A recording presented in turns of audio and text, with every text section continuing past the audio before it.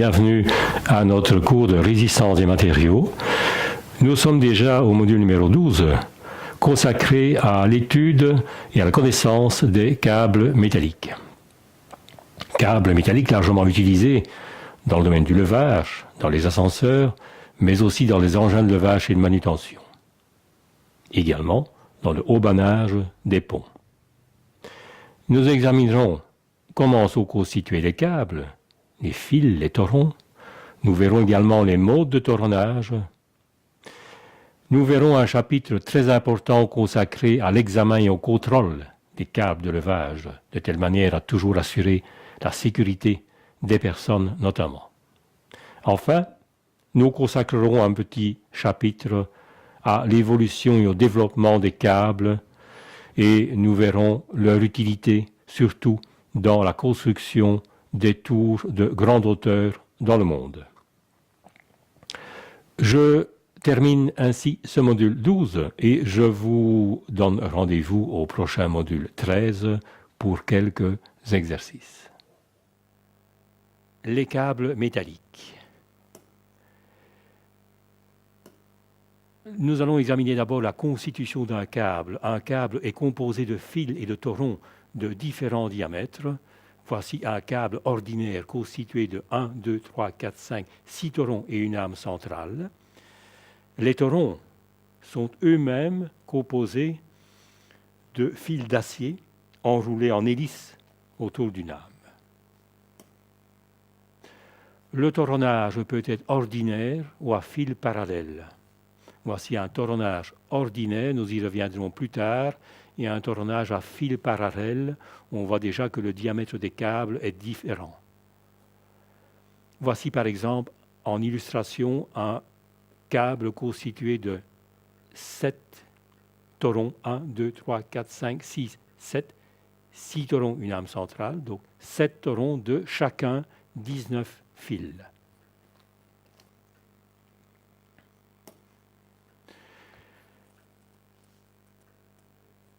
Les appareils de levage de grande hauteur sont équipés de câbles antigiratoires pour éviter la rotation de la charge.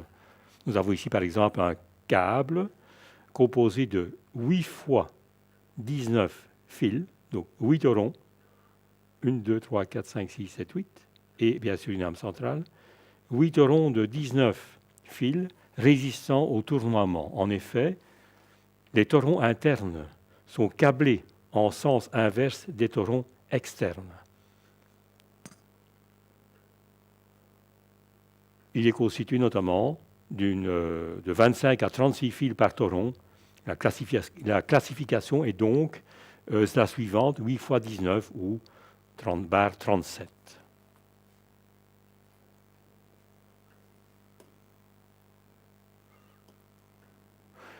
Les câbles clos, c'est-à-dire monotorons, sont des câbles dont les fils extérieurs sont profilés pour obtenir une forme circulaire et lisse.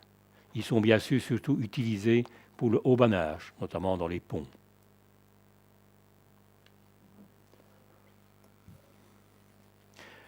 L'identification d'un câble. Le fabricant identifie le câble par une étiquette ou une plaquette qui mentionne le numéro du lot de fabrication, la longueur du câble, la composition du câble, son diamètre en millimètres. Il doit aussi fournir une attestation qui va mentionner le nom et l'adresse du fabricant, le diamètre et la longueur, la composition du câble, le matériau de fabrication, soit souvent l'acier ou les matériaux synthétiques, le traitement métallurgique, le numéro du lot, la charge de rupture minimale en newtons, la date de fabrication, la masse linéique en newtons par mètre, l'indication de la norme de référence. De quelle matière peut être constitué un câble ? Le métal le plus utilisé est de loin, évidemment, l'acier à haute teneur en carbone.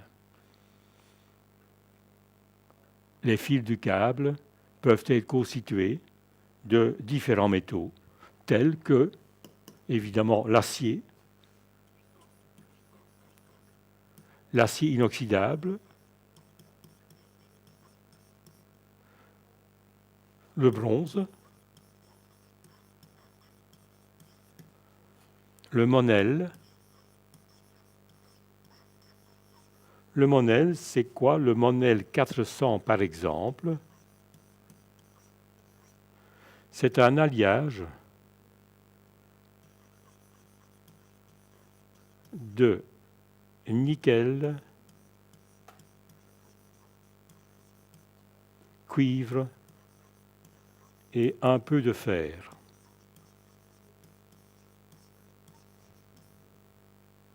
Utilisé notamment dans des environnements corrosifs. Les câbles métalliques en acier au carbone sont classés en différentes catégories, suivant l'acier de traction, l'acier à haute résistance, l'acier pour câble à charge rupture moyenne. Quel type de toron pouvons-nous obtenir? Bien, nous avons d'abord deux classifications importantes, les torons ordinaires. Voici un toron ordinaire. Ils sont composés de fils de même diamètre. Nous pouvons aussi avoir des torons à fils parallèles, composés, eux, de fils de diamètre différents, enroulés avec le même pas autour d'un fil central. Vous voyez ici, effectivement, les fils sont de diamètre différents.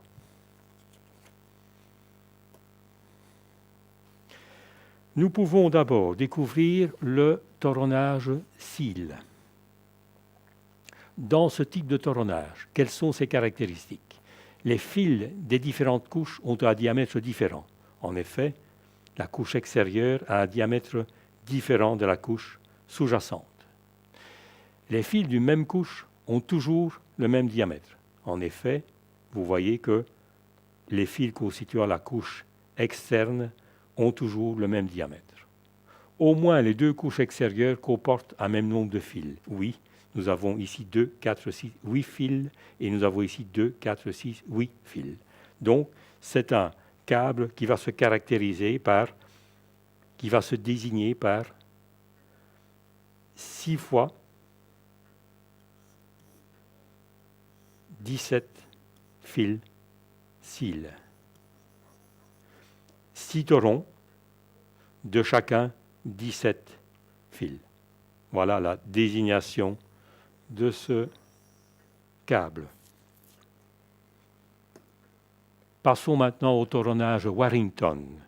Dans ce cas, les fils jointifs de la couche extérieure sont alternativement de diamètres différents. Effectivement, ce diamètre est différent de ce diamètre.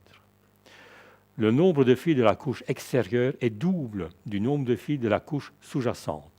Nous avons ici 12 fils et nous avons ici dans la couche sous-jacente 6 fils. Et enfin, ces câbles ont une forme extérieure pratiquement circulaire. Nous allons le désigner par 6/6 pour la couche extérieure, plus 6 pour la couche sous-jacente, plus 1 pour lame centrale. Voilà la désignation de ce câble Warrington. Passons au troisième type de toronnage, le Warrington Seal. C'est un toron Warrington recouvert d'une couche de fils de même diamètre. En effet, vous reconnaissez le toronnage Warrington par sa caractéristique que nous avons déjà énoncée précédemment, et il est recouvert d'une couche de fils de même diamètre. Le nombre de fils de la couche extérieure et de la couche sous-jacente sont les mêmes. Donc nous avons effectivement 12 fils, 1, 2, 3, 4, 5, 6, 7, 8, 9, 10, 11, 12. Plus dans le Warrington, nous avons ici 6/6, 6 fils de ce diamètre, 6 fils de ce diamètre, donc 6/6 pour la couche sous-jacente, plus 6 fils pour la troisième couche, plus 1 pour lame centrale. Voilà la désignation de ce câble, de ce toron Warrington Seal.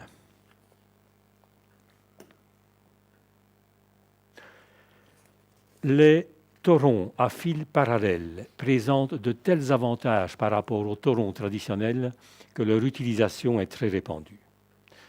En effet, les torons Seal et Warrington Seal sont très utilisés. Le choix du nombre de fils par toron et donc le nombre de fils par câble fait l'objet d'un compromis. En effet, un petit nombre de gros diamètres augmente la résistance du câble à la corrosion et à l'usure, et un grand nombre de petits diamètres augmente la souplesse et va réduire les sollicitations à la flexion. Qu'en est-il au niveau du contrôle des câbles et de la dépose des câbles, par conséquent?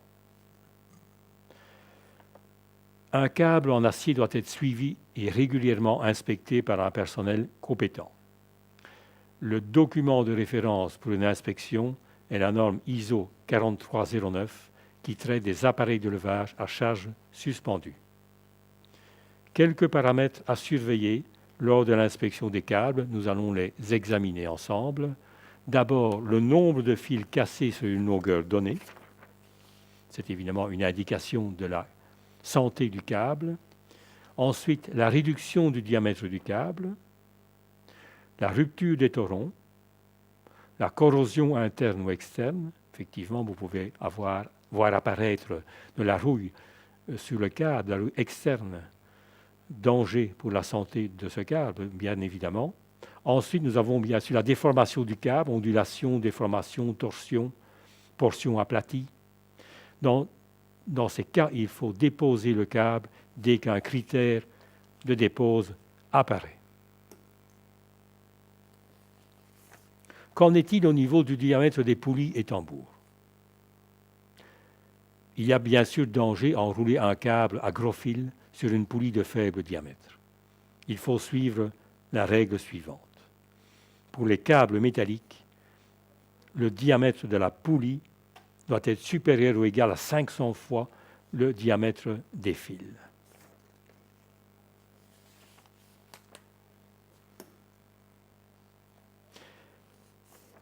Les câbles métalliques et les ascenseurs.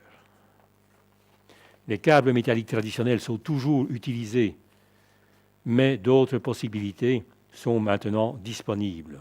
Nous avons d'abord la courroie plate de traction de la firme Otis. Voici la courroie plate de traction de la firme Otis. Vous voyez sa constitution. Sa durée de vie d'ailleurs est 2 à 3 fois plus importante qu'un câble traditionnel. Elle présente une grande résistance aux produits chimiques. Les torons, vous avez pu remarquer, sont alignés les uns à côté des autres.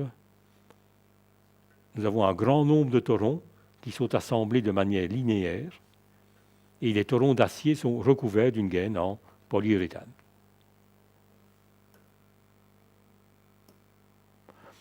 Nous avons aussi le câble de la firme Kone, le câble Ultra Rope.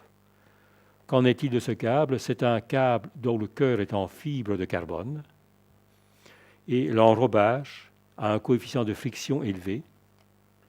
Sa durée de vie est 2 fois plus longue que celle des câbles en acier, mais surtout, sa caractéristique importante est la réduction du poids du câble qui est très très importante.